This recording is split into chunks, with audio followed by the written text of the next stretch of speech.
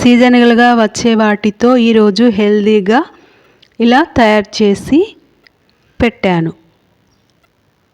Tasty healthy recipe. Hello అండి, అందరికీ నమస్కారం. మొక్కజొన్న కంకులు అందరూ ఎక్కువగా కాల్చుకొని తింటూ ఉంటారు. కానీ మనం కొత్తగా తయారు చేసి పిల్లలకు పెద్దలకు ఇష్టంగా పెడితే వాళ్ళు తింటూ ఉంటారు. వీటిలో పీచు పదార్థం ప్రోటీన్, ఐరన్ ఎక్కువగా ఉంటుంది. రక్తహీనత ఉన్నవారికి రక్తం బాగా వస్తుంది. బోన్స్ బలంగా తయారైతే ఇమ్యూనిటీ పవర్ బాగా వస్తుంది. నేను ఈరోజు ఈ మొక్కజొన్న విత్తనాలతో ఫ్రైడ్ రైస్ తయారు చేస్తున్నాను.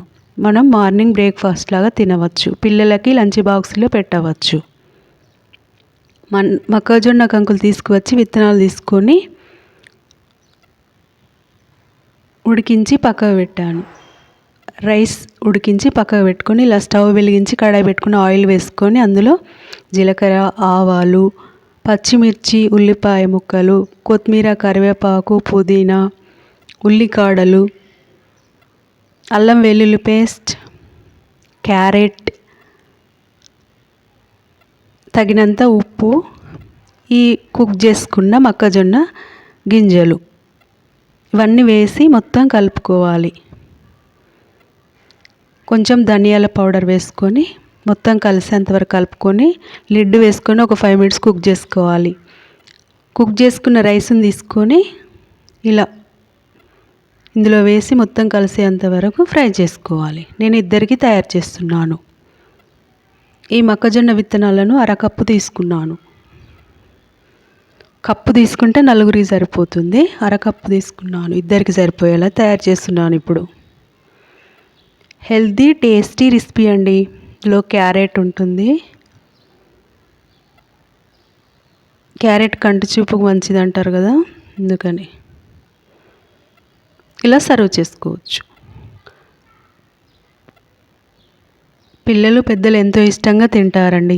ఇలా అప్పుడప్పుడు హెల్తీగా తయారు చేసి పెడుతూ ఉంటే ఆరోగ్యానికి మేలు చేసే రెసిపీ.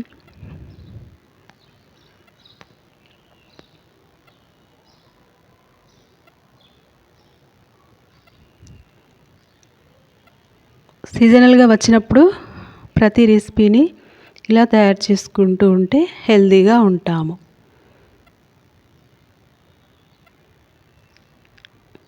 మొక్కజొన్న గారెలు, మొక్కజొన్న ఉడకబెట్టుకొని కూడా తినవచ్చు. పకోడీ కూడా తయారు చేసుకోవచ్చండి. నేను ఇంకోసారి మళ్ళీ పకోడీ చేసి పెడతాను. చాలా టేస్టీగా ఉంటాయండి రెసిపీస్. Healthy recipe.